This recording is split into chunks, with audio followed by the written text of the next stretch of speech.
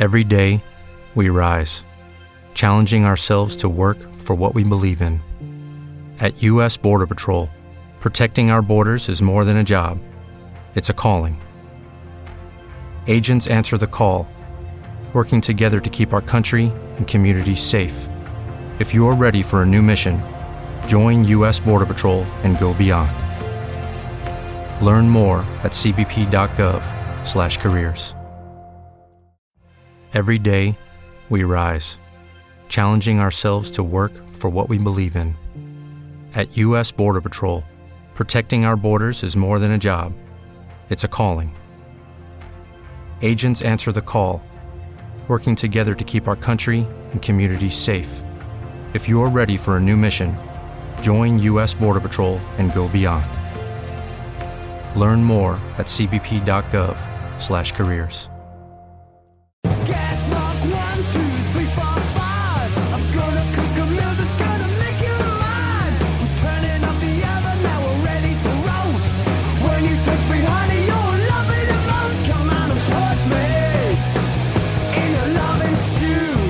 Welcome to the BritFlix.com podcast. I've got with me Savannah James-Bayly. Welcome to the show. Thanks for having me. My pleasure, my pleasure. Now, you are a producer of TV and film, Fox Club Films being a prominent name in your of things that is your company, should I say. And credits include a few shorts we've already featured on the podcast when we had Nev Pierce on. Ah, lovely Nev. Bricks, Ghosted and Locking have all featured on this podcast already. So we've talked about you even though you weren't here. Hopefully nice things. Very nice things. Nev was full of praise indeed. You're in post on Amru Al-Qadi's debut, LAYLA. Do you want to give a brief synopsis as to what that's about? LAYLA is the sort of culmination of quite a long ongoing collaboration with Amru. So we did 4 shorts together before the feature.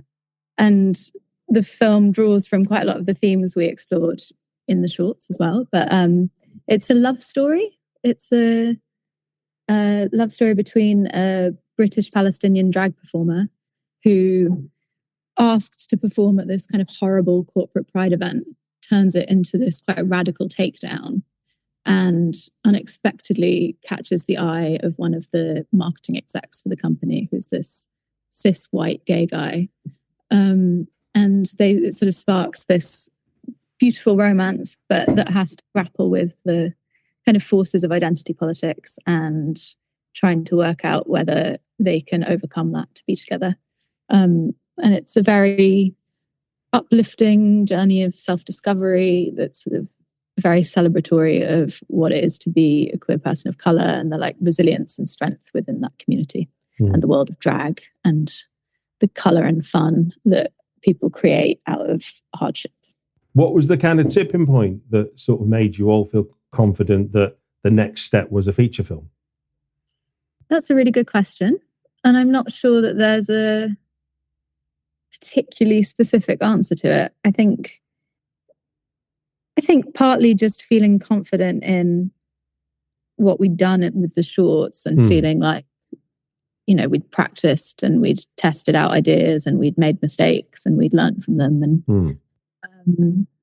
and that we were ready for that next step. And I think also growing that confidence of voice and feeling like the work we'd done had gained enough sort of respect and trust within the industry that we could see a route to getting a feature made. And with the shorts, we really did grow an audience, which I think was a very exciting part of that process for me. A lot of shorts I'd made before, Nev's a bit of an exception because we did quite a few together as well, but quite often when I was starting out, I'd meet writers or directors that I liked and I'd just jump onto a project and sort of service whatever vision they had, and then you put it out into the world and then you move on to the next thing. But I think with Amru, partly because we met doing the BFI Flair and BAFTA mentorship program, which is a program for LGBT filmmakers.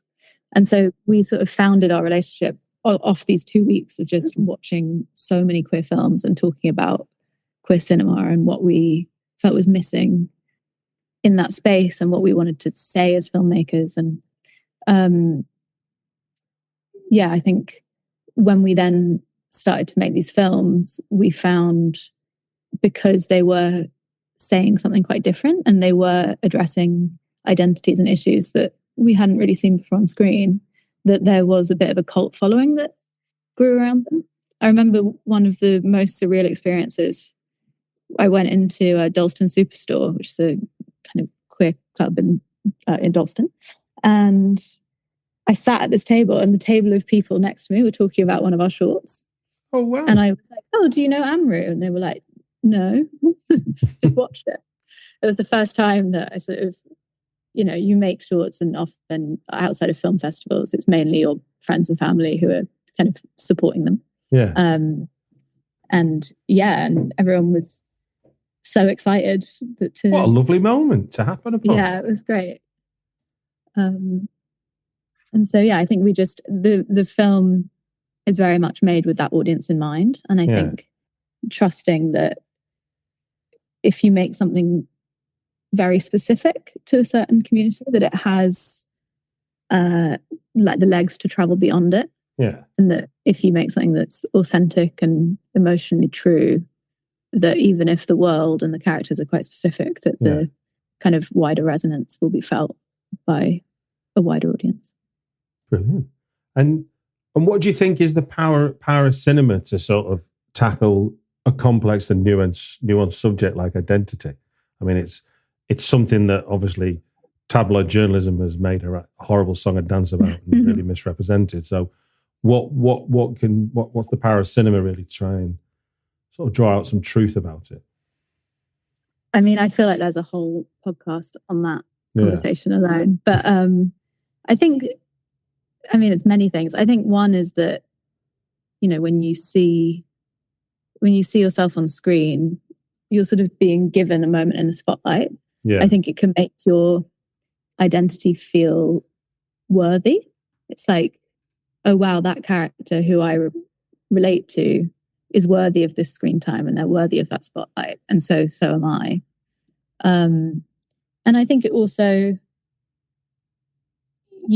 by being able to see stories and characters that you relate to from that perspective of the audience watching the screen, I think you can sort of imprint your own lives onto it in a way that allows you a bit more perspective than when you're kind of trying to unpick what's going on in your life just with yourself and your own mind. Yeah.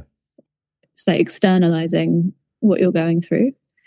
There was a talk at Sundance London. We're recording this the week after Sundance London, so that's kind of fresh in my mind. And it was called I think it was like Sex on Screen, the Modern Gaze, or something like that was the name of it.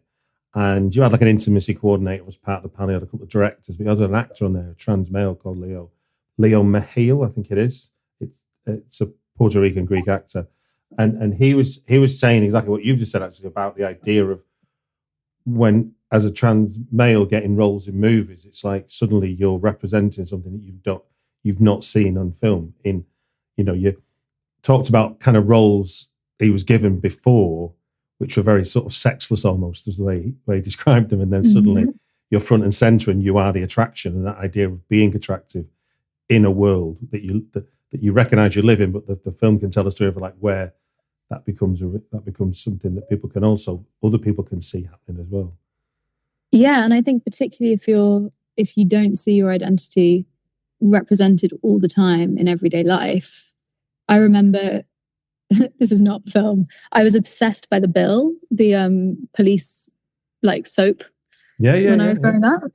And Hard Not to Be in Britain, I think it was on every day at one point. And I remember this lesbian kiss on it. And I used to watch it with my kind of childhood best friend, who I'm still super close to. And we were so excited about it the next day. And looking back, I'm like, oh, that makes so much sense. At the time, probably like 10, I couldn't necessarily understand why it was that scene, more than any other scene in the entire, 10 years series or whatever it's been, why that gripped me so much. And then looking back, you go, oh, that was probably a bit of an awakening moment for me. And actually just being able to see that representation and it like opens up possibilities for what your future could be, or what, you know. Yeah. I mean, I teach at Liverpool Media Academy, and I shared with my students a couple of examples of when I was growing up, of sort of the way representation began to change, and soap operas being a bit like your Bill example. And there was in the mid to late 80s, there was the first gay kiss between two men. But I also shared with them the tabloid media reaction at the same time, and it was in 2023. It was so hard to believe the horribleness. And when you see the scene, it's literally a man kissing another man on the cheek. It's barely what you would call it. You know, I mean, it's two gay men, so it's a gay kiss, but it's not passionate. There's nothing overtly sexual that could get anyone going either way, you know. And the idea that this was the end of the Western civilization, the way the tabloid media were covering it, it's hard to remember a time when that was just an acceptable way to talk. And I think there's such a kind of chicken and egg situation between culture and society, where culture reflects society, but it also shapes it. And so I know for a lot of gay men growing up, when pretty much the only representation of gay life in not only film and TV, but in you know, the papers and in schools, was all about the AIDS epidemic. Yeah. And they grew up in absolute terror that their sexuality was going to equate to death. And that, you know, if they'd had representation that was positive and that showed just normal people whose sexuality is just a facet of their identity and not, you know, doesn't equate to doom, because so often that is what representation has been to date. It's like the lesbian dies, or the the trope, the guy gets HIV. It's those tropes really do have lasting damage. So that's one of the things that really excites me about LAYLA, is that we're sort of throwing away the tropes and not ignoring the challenges that still exist for people whose identities do face prejudice. And, you know, that's the complexities to navigate. But there's also the queer community is amazingly resilient, and people pull together, and the sort of hilarity and creativity and love and support is also really strong. And I think that doesn't get enough screen time. Maybe because people don't think it's, you know, there's a tendency we reach for like the most dramatic stories on screen often. Yeah. And, you know, death and trauma are often quite good drama, but whether they are an accurate reflection of people's lives is another question. Yeah, I suppose that's always going to be the challenge of film and TV, isn't it? Is that to be dramatic, you've got to be dramatic. Yeah. But I think, you know, we experience drama in our everyday as well. Like, it's those, yes, you do have massive life events that really shape the course of everything. But in the space of a day, we all go through our own interpersonal drama. And sometimes I think actually exploring the kind of intricacies of that is equally as powerful as big splashy car chases and indeed, you know, life-changing events. Indeed. Now, TV stuff you've been working on. I mean, tonally quite different. Certainly one of the shows you've done, which is the TV series Queens of Mystery. Three crime-writing sisters and their 28-year-old niece using their extensive knowledge of crime to solve whodunit-style murders in the picturesque village of, is it Wildermarsh or Wildmarsh? Wildmarsh. Wildmarsh. Is that a real place? It's not, no. And I'm actually sat under the neon light that is the front of the bookshop in Queens of Mystery, which is like the precinct for the show. One of the things we talked about before we started recording was just that notion of the idea of the difference between making films and making TV. So, in very blunt terms, with those two recent experiences close together, what would you say are kind of like headline differences for you between producing a TV series and producing a film with someone you've worked with on 4 shorts leading up to making it? I will answer that, but I also just want to say that they are very different, but at the same time, on the sort of representation question, I think one of the things I love about Queens of Mystery, and which something I've taken away from it, which I now try and do in a lot of my work, is what I call this kind of idea of Trojan horsing, where ultimately people watch film and TV to be entertained, and Queens of Mystery is a really, really fun, entertaining murder mystery show, but it's got 3 female leads over the age of 50, which is a complete rarity. Only one of the 7 lead characters is a white man. We've set it in this like picturesque, sort of bucolic English countryside village, but have done it in a way that's like the England we'd like to see, and the England that maybe is truer to life than what you might see in the kind of exported drama that we often, the Midsummer Murders and the Downton Abbeys, and which create a very kind of whitewashed version of England. It is different, but it's my Trojan horse. We sort of. I think that's a really cool thing to want to be conscious of doing. Yeah. You often hear criticism stuff that tries to be representative in the sense of it. They feel like they're being hit. The critics feel like they're being hit with it.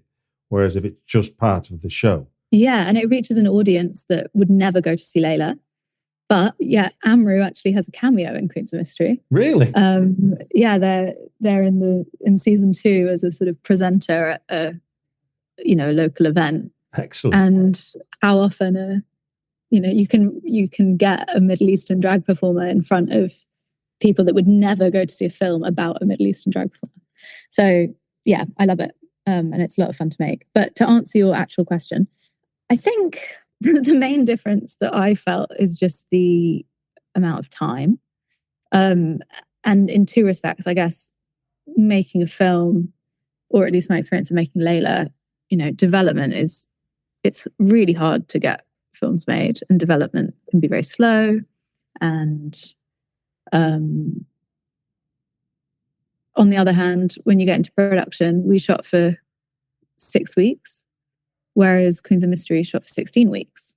And the amount of energy you can throw into something that's 6 weeks versus 16 is really different. And I did really love that, I think in TV, you just have to treat it as your kind of day job, because otherwise you burn out so quickly. And there was something quite special about the film, of just everyone's sort of enthusiasm and love for the project, and this sense of pulling together around an idea that everyone was really passionate about. I think probably my experience on Queens of Mystery was quite different to what it might be to produce other TV shows, because we did approach it in quite an indie film way. Okay. I mean, the format of the series is each season is 3 90-minute episodes. So it's almost like making 3 indie features just at the same time and back to back. So that's 12 weeks to make 3 90-minute episodes. Is that what you're saying? You said 12 weeks before. 16 weeks. 16 weeks, sorry. Yeah, I think 16. Maybe it was 16 weeks with 2 weeks off between each. So 3 blocks. So maybe 14 weeks shoot, but 16 weeks production period. Okay. And that's really hard and takes a lot out of you. But there's also benefits to it in terms of the financing tends to be more straightforward.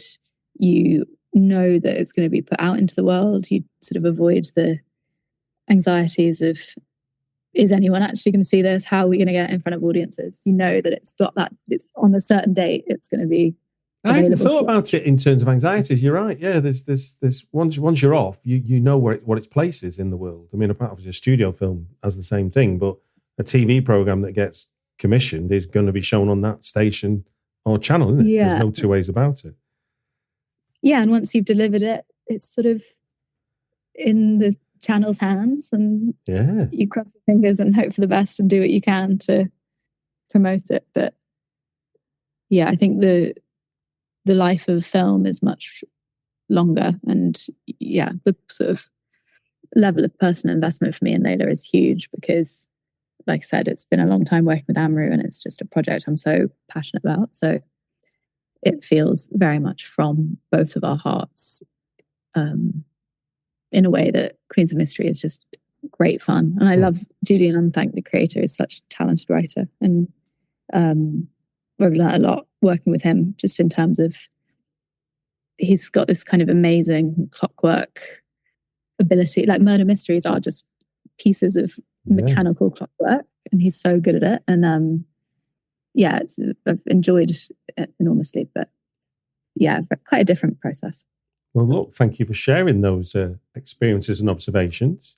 We're going to move on to the format of the show. 3 films that have impacted everything in adult life. You have given me 3 films.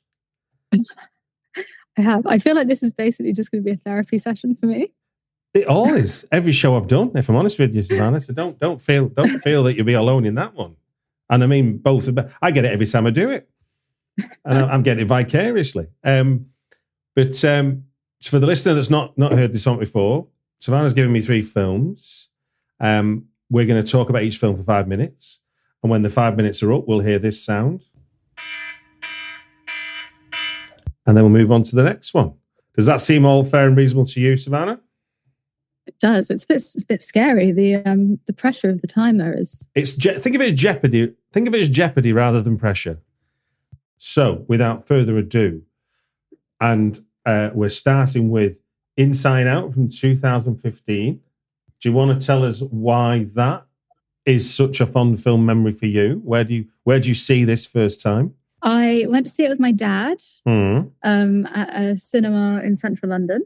Okay. And so before we get into it, I guess my confession is that my cinema history is quite shameful. So all of these films, you say changed everything about your adult life, but I think all of these films I've seen as an adult. Impacted your adult life, though, so they can impact your adult life. Yeah.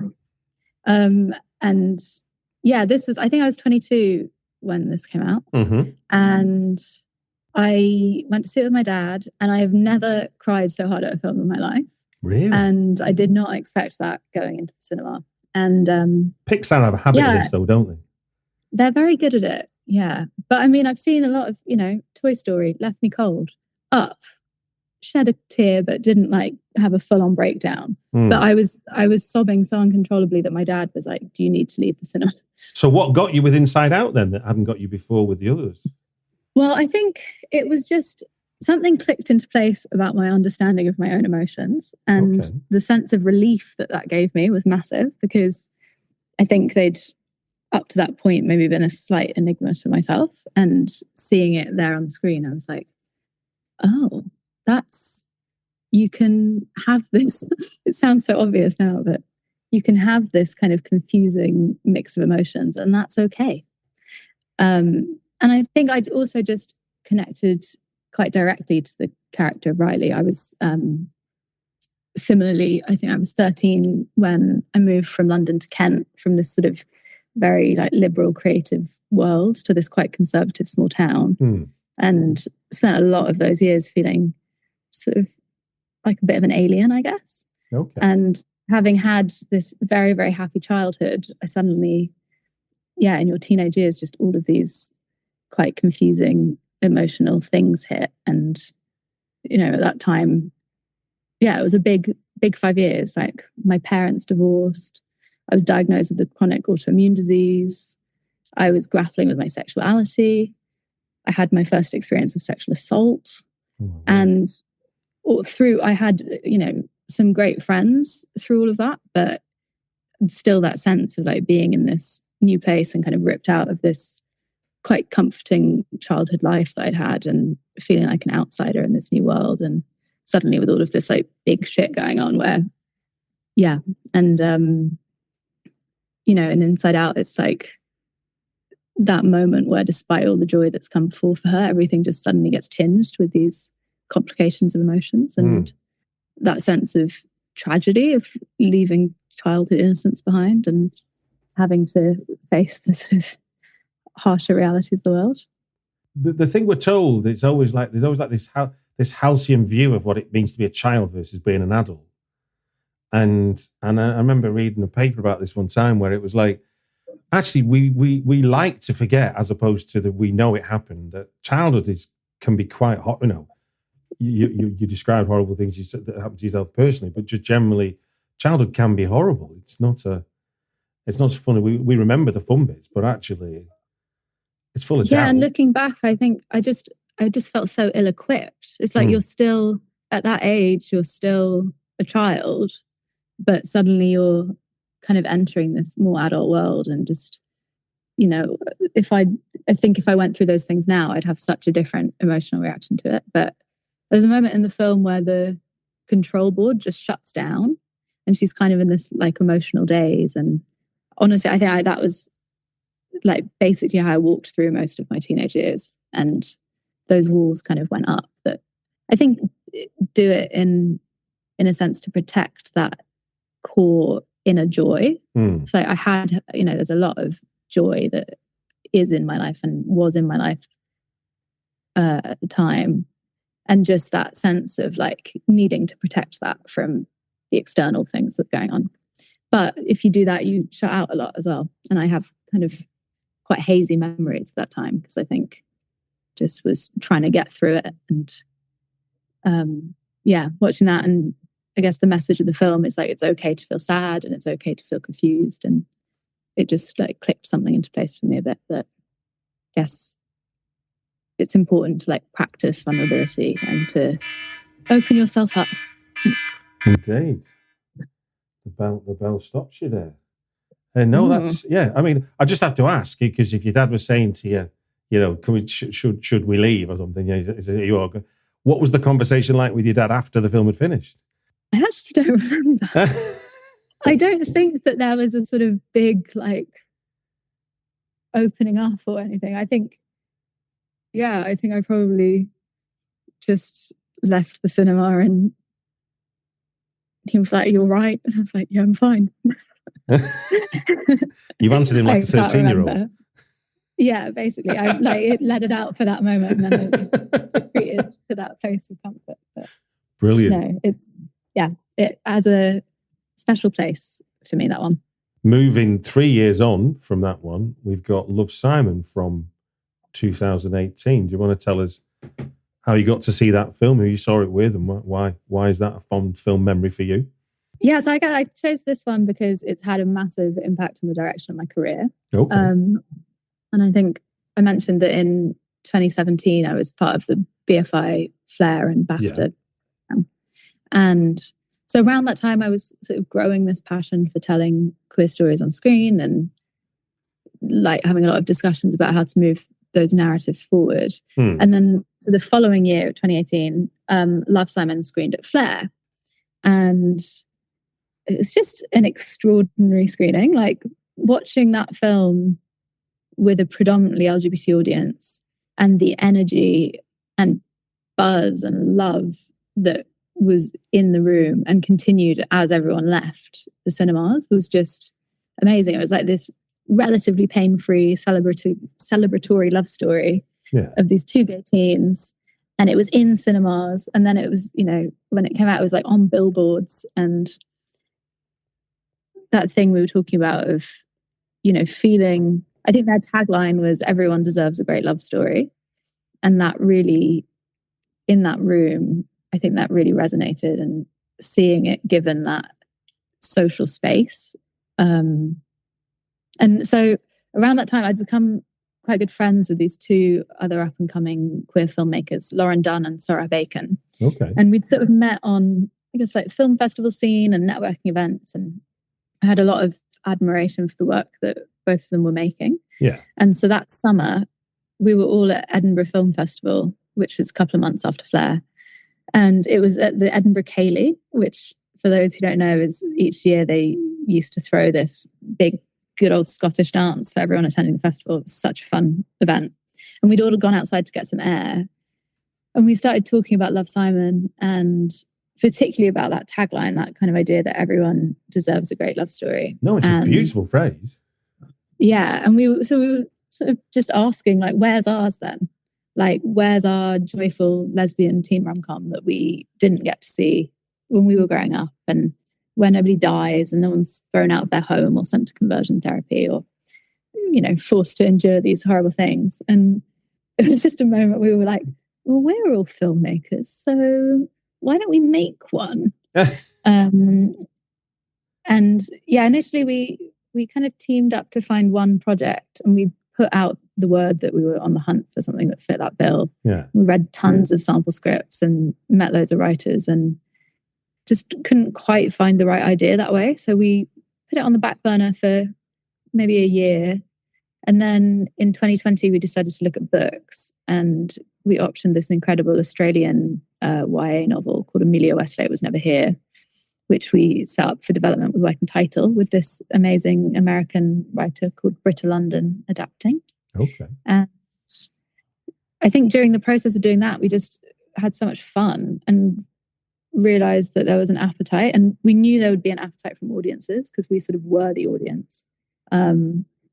And we were slightly surprised that there was an appetite as well from financiers. And I think people waking up to the idea that you actually, there's a lot of value in authentic storytelling and not a lot of producers coming at it from that perspective. Yeah. And so from that, we launched a new production company called Teen Club, and now have a full slate of these sort of amazing, ambitious film and TV projects from brilliant queer talent. And teaming up with friends was like one of the best decisions of my life. So all thanks to Love, Simon, really. Do the filmmakers behind Love, Simon know this trigger that they fired? I don't know if they do. I think we did at some point approach them when we were trying to set up Amelia Westlake. Yeah. But no, I don't think they do. We should write them a nice letter. I mean, out of interest, from with you sort of questioning where's our love story and seeing Love, Simon and going, wow, what a brilliant love story. We live in a more progressive world than the one I was describing earlier when there was a gay kiss in EastEnders. But is there still some resistance to it in a mainstream sense, or is I think in a way experience? TV has always been slightly more progressive in terms of what's considered. Go on, finish your sentence. In what's considered mainstream, because I think it can be one storyline, or it can be, and you can move on from it in the next episode, or you can get people to like the characters enough that then you can introduce that, and then you're not going to lose and a public them. service broadcaster has the responsibility beyond investors in a film. I think there's definitely a resistance from a cinema going audience maybe won't turn out for it. But I think we also just know how there's such an avid audience, and because people, I think if you look at something like Heartstopper, which I know is TV, but that was immensely popular with the age group that it was targeting, but it was also popular with a lot of older queer people because we hadn't had that growing up. So you kind of don't have you don't have that kind of canon of stuff to look back on. Well, look, let's move on to your final choice, which is just a couple of years ago now. 2021's The Worst Person in the World. Do you want to tell us where that fits in terms of, so far we've had you grappling with what it was like to be 13 and all the life-changing things, for good or for bad, that happened for you, seeing a film and how that kick-started a whole new offshoot in terms of what you were going to try and make. So The Worst Person in the World, where does that fit into the life of Savannah? I suppose maybe it's just another chapter, those films that bookend chapters of your life. Yeah. And for a start, I'm a massive Joachim Trier fan. And I really liked Louder Than Bombs and Thelma and Reprise, which we were talking about before we started recording. I maybe have less to say about this because I think it's probably still a bit raw. And I've actually only seen it the once, partly because I'm sort of terrified to ruin the experience. When you have something that you love so much and then you're like, exactly I can't watch it again, it might let me down. But it was a very profound cinema experience and also just day in my life. So In I went what way? to see this at 11 a.m. on a Sunday at the Curzon Soho. Beautiful time to see a film. I was literally the only person in the room. And I'd heard a bit about it, I like the director, but I hadn't gone in knowing a huge amount. And I think I've never related to a character in the way that I did with, is it Julie, the character? And I think that she's called Julie. Yeah, she's called Julie. And I think the sort of sense of complication, which I suppose is quite similar to my experience with Inside Out. Maybe I'm tapping into a theme here. Can psychoanalyze me based on that. But the sense of complication and of someone who isn't really sure what she wants from life, but ultimately has, I think, just a capacity for love and care and kindness, but who sometimes fucks up and gets confused. And, I think she's, in terms of like, what career do I want? I studied biochemistry at university and before going into film. So that I related to. I think she does medicine before becoming an artist in the film. Questioning, do I want a family? Which at the time was quite a big question that was on my mind because my ex-partner was really keen to start a family and I wasn't so sure. What do I want from like romantic relationships? And just, I guess it's a kind of coming of age film for a millennial who's in their 30s. And I think it was particularly, I was having some sort of struggles in my relationship at the time, and seeing that film at that particular moment in time, I guess much like Inside Out, was just that reminder that it's okay to feel confused and uncertain. And I think I just took away from it this sense that whatever route life takes, it will probably be okay. And even if tragedies happen and things don't go to plan, you just sort of have to take it as it comes and try and navigate it as best as you can. And I mean, this is you shouldn't be surprised to learn that this is a common theme with people I speak to on the podcast, in the sense of you go to see a film with like zero expectations, and then you end up watching it and you go, well, this film was obviously written for me. This is when it feels so personal, even though it's a mass medium. I mean, admittedly, you got the perfect treat, didn't you? Which is a cinema to yourself, which emphasizes it even better. Yeah, and I won't go into like the specific details of the rest of the day, but it did sort of, I think, coming out of that film did just give me a sort of strength that I maybe needed to address some of the stuff that was going on in my own life. And actually now I'm also obsessed by the soundtrack of it. Okay. It has such a good soundtrack, and I think it's my go-to if I'm now trying to grapple with those same emotions of like trying to work out how I feel about things. And is that something you latched onto? It takes me back. Is that something you latched onto when you were watching the film, or is that something you kind of discovered after the fact? No, I was aware of it watching it. I got home and I put the soundtrack on, and I think I listened to it on repeat for the entire rest of the day, whilst crying. But I mean, obviously we don't need to know the details, but it is. I think there is something about. Oh, there's the bell. But I'll finish what I was saying. There is something about seeing it in the daytime and then coming out, and you've got the rest of the day, which means it's the call to action, whatever it, for good or for bad, is there. Yeah. Whereas if you'd have saw that at 9 o'clock at night and come out into 11 o'clock at night, you'd have slept on it or something. You know, the call to action doesn't happen in the same way. It really ate at me. And yeah, I do really want to watch it again, but I'm a bit scared. Give it another year or two. Don't rush it. Yeah, I think that's a good idea.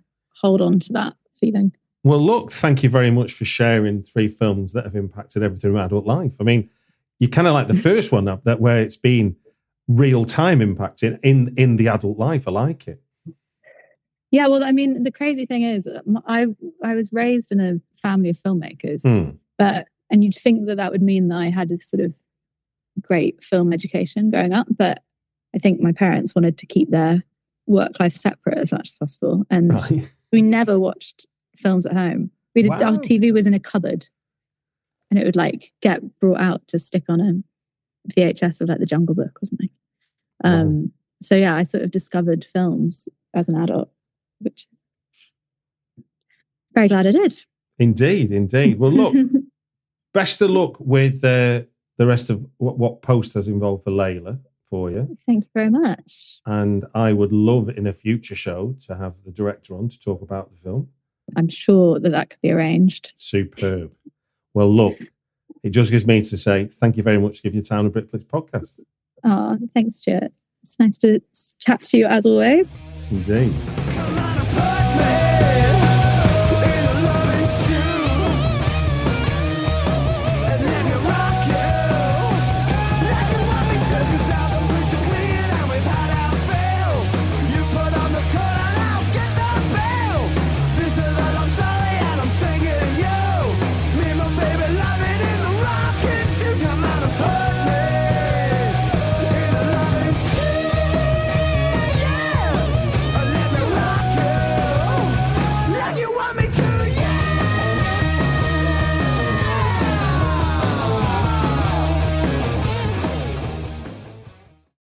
Prime Day is coming July 16th and 17th. With epic deals exclusively for Prime members, you'll feel like you just won an award.